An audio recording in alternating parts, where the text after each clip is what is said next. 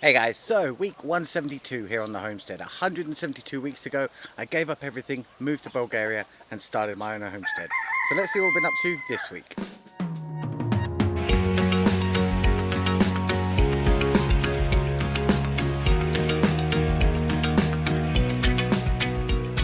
Well then guys, week 172 and it has been an absolute scorcher this week. Today it was over 42 degrees and we have had a couple of days this week where it has been in the 40s. Very unusual. I mean, last year we got up to about 39 and the year before that probably about 37 or 38. So I thought this week I would actually take a second to talk about climate change and why I think the way that it's being handled is a scam. I do believe in climate change and man-made climate change as well. I don't think it's as serious as people say it is, the man-made element. And I also think that there are some serious problems with the way that it's being addressed. That was actually encapsulated by an interview with a Cambridge professor that was on BBC Radio. I think it was midnight on Thursday, but someone else can let me know and check out when that was. But anyway guys, I'll show you what else I've been up to around the homestead and take you through a few of the climate change scams that I think are out there. Hey guys, so as you can see, literally every single sunflower head has been picked clean of seeds. So this year I've grown some very expensive wild bird feeders. They've obviously had a wonderful time eating all of these. It's a bit of a shame, but I did manage to save a couple of heads. I got some of the bigger ones. But the majority in this entire field have been picked completely clean. Here's a perfect example of how hot it is. It's too hot for the chilies. I'm having to water these every other day. And chilies are acclimatized to very high temperatures and they grow best in warm climates. But yeah, it's too hot for them and they're not getting enough water, so I'll be watering these a little bit later on tonight. Okay guys, so the first issue I had with this Cambridge professor was that he pointed out that the extreme weather events we've been experiencing, so the heat dome in Canada, the floods in Germany and other various events around the planet this year are so extreme that they weren't predicted by the climate change models to happen for at least another 70 years. And these were the CO2 driven climate change models. And he said that obviously that means that the global warming is actually a lot worse than they thought, so it's happening a lot quicker. And his conclusion wasn't that the models were wrong and that something else was also contributing to climate change, but that they had just got it wrong and that climate change was much worse. So that was my first problem. I think they should actually look into the fact that those models that predicted these weather events happening in 70 years' time, instead of it being that they're just happening sooner than we expected, it might be the fact that there is something else that is also contributing to climate change.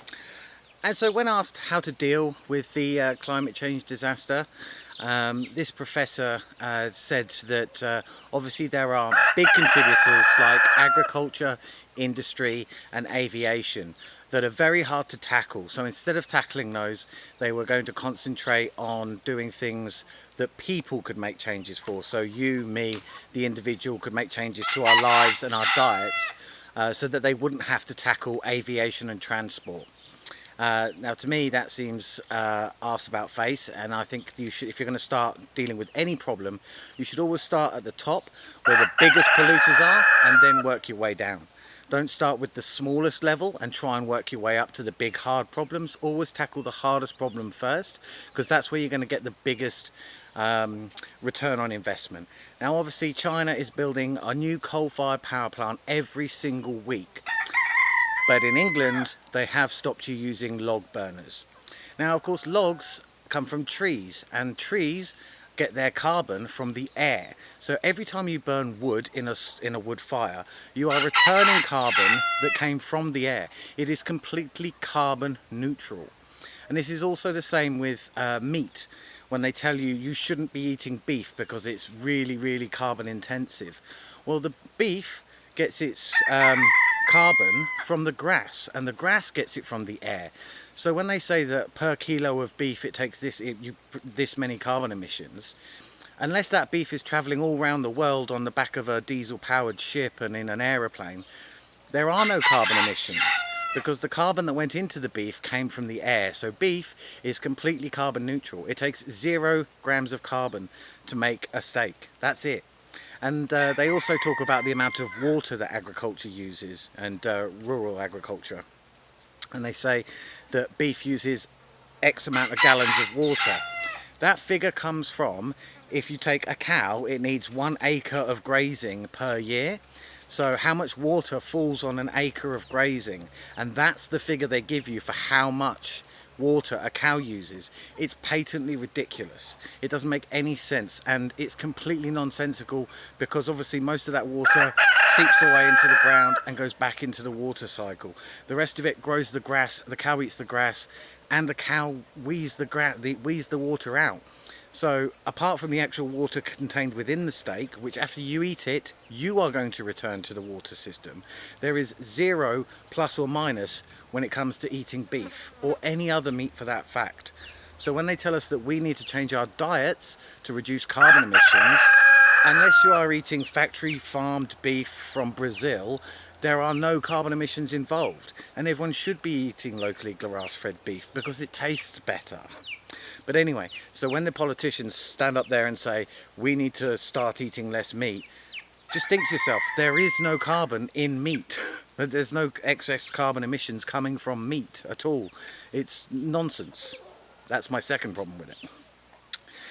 And he also suggested that we need to switch over to electric cars. And in the same program, they were talking about the problem with everyone switching over to electric cars, in that the current, most of this stuff is about the UK, but the current, thank you Titan, the current UK grid isn't up to charging. If everybody turned over to electric cars, it wouldn't be capable of charging them all at peak times when everybody wanted to charge on their way to and from work, etc. So that was, he was talking about having to have everybody switch over to cars, and they are stopping the sale of petrol and diesel engines in 2030, just 8 years away. Now, at the moment, the UK's energy supply is between 60 and 80% fossil fueled. So it's a lot of natural gas is being burnt to produce that electricity. Now, if you take the natural gas and burn it in a power plant to heat water, to turn steam turbines, to generate electricity, to transmit them to a charging station, to put them into your car and charge your battery, you're still burning fossil fuels, you're just burning them somewhere else. And with every step in that transmission, there is loss. You would be better using a petrol car because the fuel is right there and it burns, and the power is transmitted straight to the wheels. There are still losses in that system, but a lot less and a lot less steps. So the further you are away from the fossil fuel, the more loss there has been along the way. So no matter how efficient that system gets, and no matter how good electric cars get, if the electricity is produced by burning fossil fuels, and at the moment that's what it is, there's no point switching to electric. And on the other side of electric cars, they seem to have forgotten about alcohol. Now, a normal fuel-injected combustion engine, especially a turbo-pumped engine, can actually run on almost pure alcohol.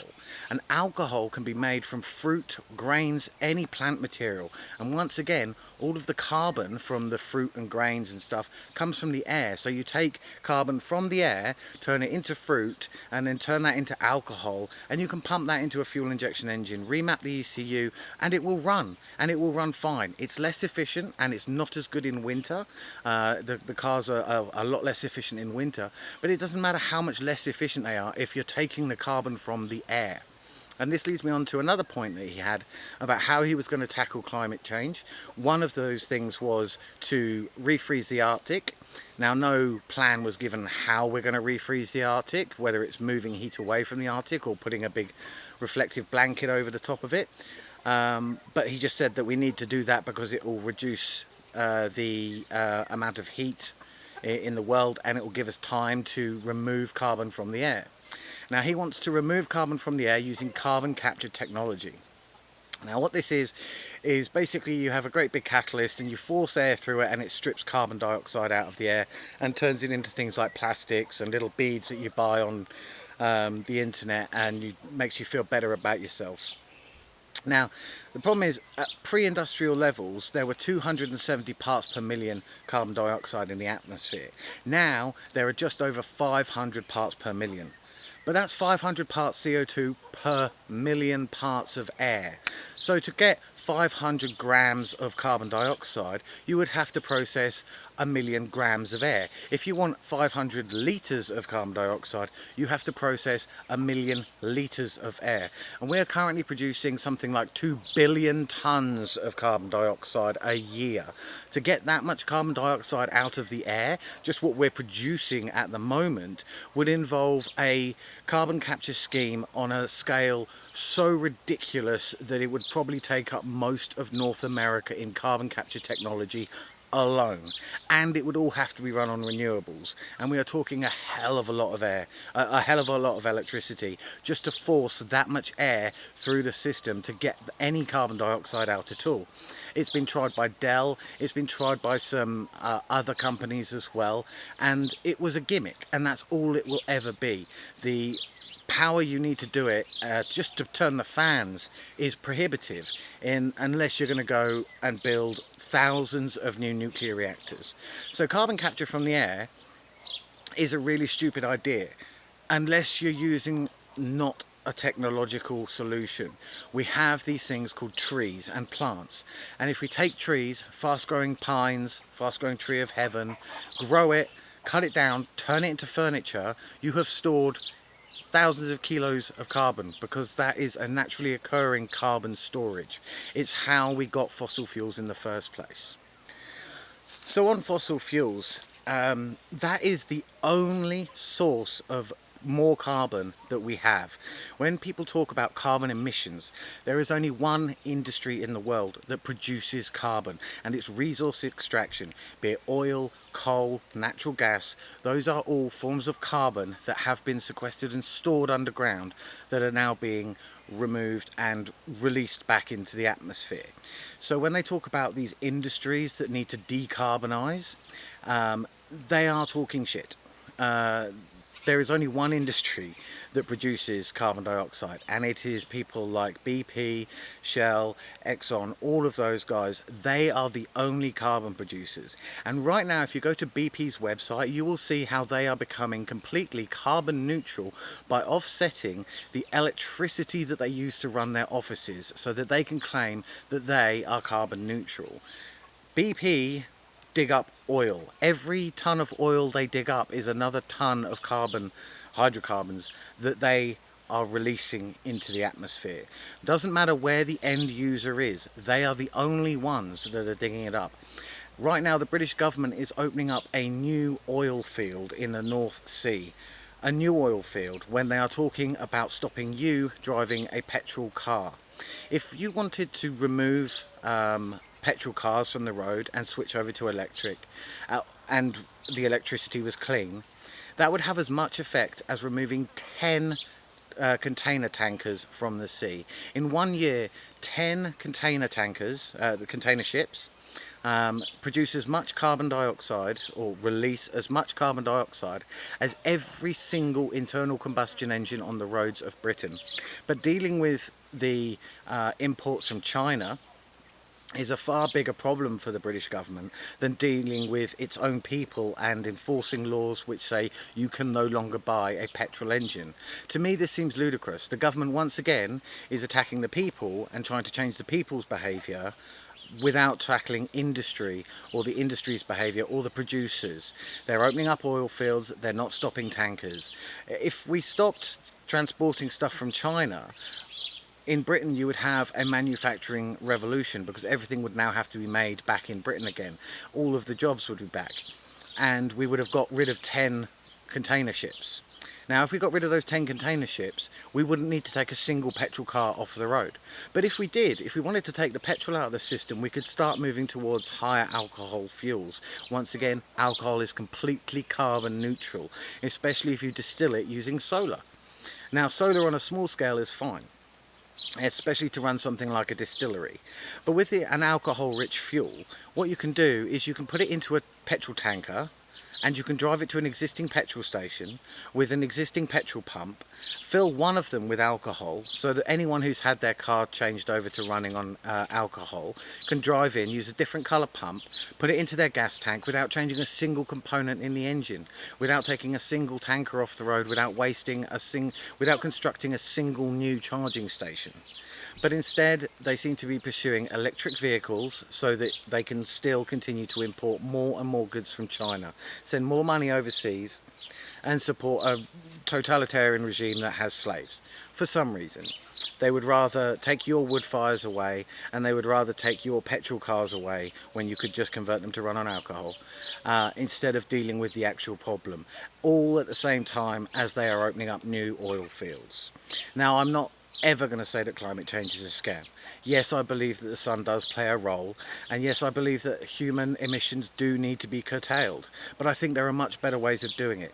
Telling us to stop eating meat is ludicrous. Taking away wood-burning stoves is taking away the only carbon neutral way of heating your home in winter. If you heat your home with a fan heater, if you heat your home with any kind of electric heater, you are releasing carbon, because that electricity is coming from fossil fuels. If you have a log burner and you burn logs, that carbon came from a tree which took it from the air. So it's completely carbon neutral. You can always grow more trees, but once we've dug up the oil, once we've dug up the gas, and once we've sold it to all of the developing nations, and once they've burnt it and put it into the atmosphere, there is no easy way to get it out. Even planting 20 million trees every single day is not enough. So please, don't think I'm a crackpot. I hope you've enjoyed this video. Don't forget to buy my book Sophie, and good news, I have started working on my new book. It should be out sometime next year, if I ever get it finished. But anyway guys, I hope you've had a fantastic week. I hope you've enjoyed this video. If you have any comments, questions, or if you'd just like to tell me that I'm an idiot, please put it in the comments below.